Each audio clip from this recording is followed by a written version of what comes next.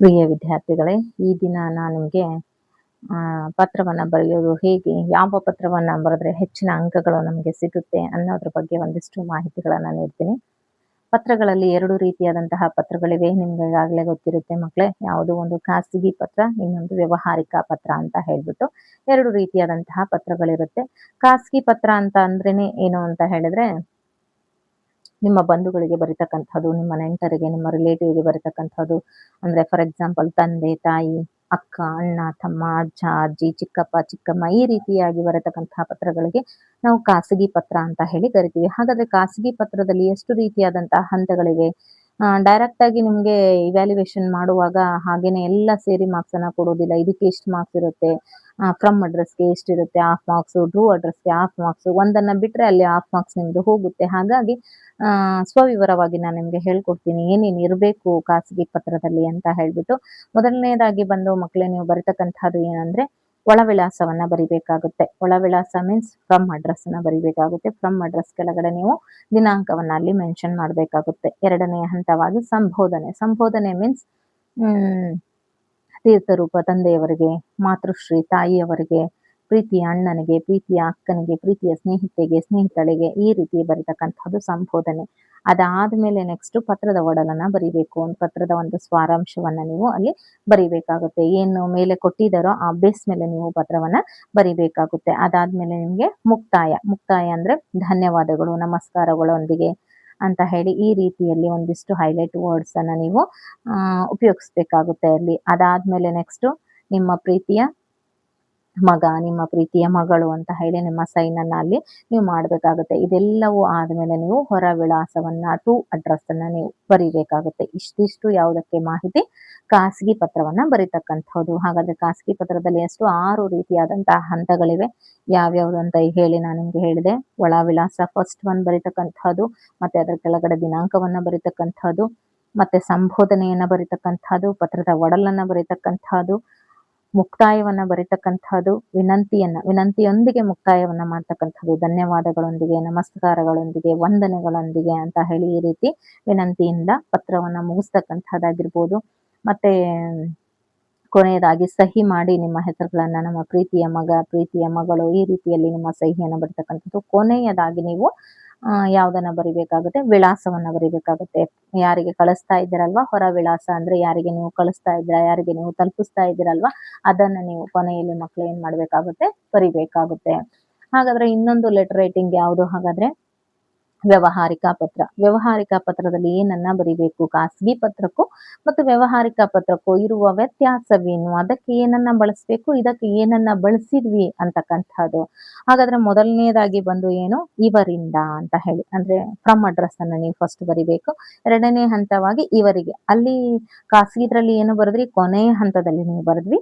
But ಇದರಲ್ಲಿ ಏನು, ವ್ಯವಹಾರಿಕ ಪತ್ರದಲ್ಲಿ ಹಾಗೇನೆ ಡೈರೆಕ್ಟ್ ಆಗಿ ಏನ್ ಬರಿಬೇಕು ನೀವು, 1 by 1 ಸ್ಟೆಪ್ ಬೈ ಸ್ಟೆಪ್ ಏನ್ ಬರಿಬೇಕು, ಫ್ರಮ್ ಅಡ್ರೆಸ್ ಆದ ತಕ್ಷಣ 1-2 ಸಾಲುಗಳನ್ನ ಬಿಟ್ಬಿಟ್ಟು ಟು ಅಡ್ರೆಸ್ ಅನ್ನ ನೀವು ಬರಿಬೇಕಾಗುತ್ತೆ ಮಕ್ಕಳೇ. ಅದಾದ್ಮೇಲೆ ಸಂಬೋಧನೆ ಸೇಮ್, ಅಲ್ಲಿ ತೀರ್ಥರೂಪ ತಂದೆಯವರಿಗೆ, ಮಾತೃಶ್ರೀ ತಾಯಿಯವರಿಗೆ ಈ ತರ ಬರೀತೀರಾ, ನಿಮ್ಮ ರಿಲೇಟಿವ್ ಆಗಿರೋದ್ರಿಂದ. ಬಟ್ ಇಲ್ಲಿ ಯಾವುದೋ ಒಬ್ಬ ವ್ಯಕ್ತಿಗೆ, ಅನೋನ್ ಪರ್ಸನ್ಗೆ ನೀವು ಬರಿತಾ ಇರಬೇಕಾದ್ರೆ ಒಂದು ರೆಸ್ಪೆಕ್ಟೇಬಲ್ ವರ್ಡ್ಸ್ ಅನ್ನ ನೀವು ಉಪಯೋಗಿಸ್ಬೇಕು. ಲೆಟರ್ ರೈಟಿಂಗ್ ಅನ್ನ ಬರಿಬೇಕಾದ್ರೆ ಮಾನ್ಯರೇ ಅಂತ ಹೇಳಿ ನೀವು ಅಲ್ಲಿ ಏನ್ ಮಾಡ್ಬೇಕು, ಉಪಯೋಗಿಸ್ಬೇಕಾಗುತ್ತೆ. ಅದಕ್ಕೂ ಕೂಡ ನಿಮ್ಗೆ ಮಾರ್ಕ್ಸ್ ಇರುತ್ತೆ. ಇದು ಬರಿತಕ್ಕಂತಹ ಮೆಥಡ್. ಓಕೆ. ಅದಾದ್ಮೇಲೆ 4ನೇ ಹಂತ ಏನಾಗುತ್ತೆ, ವಿಷಯ ವಿಶ್ಲೇಷಣೆ, ವಿವರಣೆಯನ್ನ ಬರಿಬೇಕು.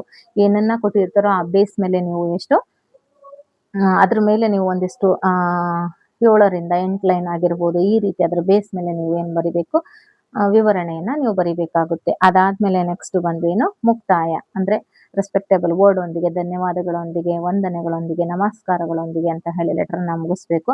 ಅದಾದ್ಮೇಲೆ ಇಂತಿ ನಿಮ್ಮ ಪ್ರೀತಿಯ ವಿಶ್ವಾಸಿ, ಇಂತಿ ನಿಮ್ಮ ಪ್ರೀತಿಯ ನಂಬುಗೆಯ ನೆಚ್ಚಿನ ಅಂತ ಹೇಳಿ ಈ ತರ ಬರೆದ್ಬಿಟ್ಟು ನಿಮ್ಮ ಹೆಸರು ಮತ್ತೆ ಸೈನ್ ಅನ್ನ ನೀವು ಮಾಡ್ಬೇಕಾಗುತ್ತೆ. ಅದಾದ್ಮೇಲೆ ಕೊನೆಯ ಹಂತದಲ್ಲಿ ನೀವು ಏನ್ ಬರಿಬೇಕಾಗುತ್ತೆ, ದಿನಾಂಕ ಮತ್ತೆ ಸ್ಥಳಗಳನ್ನ ಬರಿಬೇಕಾಗುತ್ತೆ. ಅಲ್ಲಿ ಕೊನೆಯ ಹಂತದಲ್ಲಿ ಖಾಸಗಿ ಲೆಟರ್ ರೈಟಿಂಗ್ ಅಲ್ಲಿ ನೀವೇನ್ ಬರೆದ್ರಿ, ಅಲ್ಲಿ ಬಂದು ಖಾಸಗಿ ಲೆಟರ್ ರೈಟಿಂಗ್ ಅನ್ನ ಬರಿಬೇಕಾದ್ರೆ ಕೊನೆಯ ಹಂತದಲ್ಲಿ ಏನ್ ಬರೆದ್ರಿ ಮಕ್ಕಳೇ, ನೀವು ಹೊರ ವಿಳಾಸವನ್ನ ಬರೆದ್ರಿ, ಟು ಅಡ್ರೆಸ್ ಅನ್ನ ಬರೆದ್ರಿ. ಬಟ್ ಇಲ್ಲಿ ವ್ಯವಹಾರಿಕ ಪತ್ರದಲ್ಲಿ ಬರೆಯುವಾಗ ಕೊನೆಯ ಹಂತದಲ್ಲಿ ಏನನ್ನ ಬರಿಬೇಕು, ನೀವು ದಿನಾಂಕ ಮತ್ತೆ ಸ್ಥಳಗಳನ್ನ ಬರಿಬೇಕಾಗುತ್ತೆ. ಡೇಟು ಮತ್ತೆ ಪ್ಲೇಸ್ ಅನ್ನ ನೀವು ಅಲ್ಲಿ ಮೆನ್ಷನ್ ಮಾಡಿದ್ರೆ, ಇಷ್ಟನ್ನು ನೀವು ಮಾಡಿದ್ರೆ ನಿಮ್ಗೆ ಔಟ್ ಆಫ್ ಔಟ್ ಮಾರ್ಕ್ಸ್ ಅಲ್ಲಿ ನಿಮ್ಗೆ ಸಿಗುತ್ತೆ. ಅದನ್ನ ಬಿಟ್ಟು ಇನ್ನೊಂದು ರೀತಿಯಾದಂತಹ ಹೈಲೈಟ್ ಲೆಟರ್ ಅನ್ನ ನೀವು ಆಯ್ಕೆ ಮಾಡ್ಕೊಳ್ಳಿ.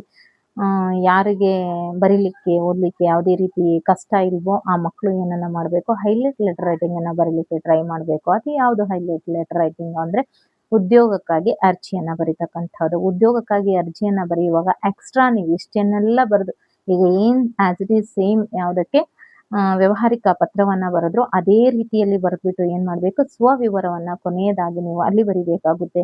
ನೀವು ಮಿಡಲ್ ಅಲ್ಲಿ ಒಂದ್ 4 ಲೈನು ಎಕ್ಸ್ಪ್ಲನೇಷನ್ ಕೊಟ್ಟು ಆಮೇಲೆ ಸ್ವವಿವರ ಬರೆದು ಆಮೇಲೆ ಮತ್ತೆ ನೀವು ಬರಿಬಹುದು.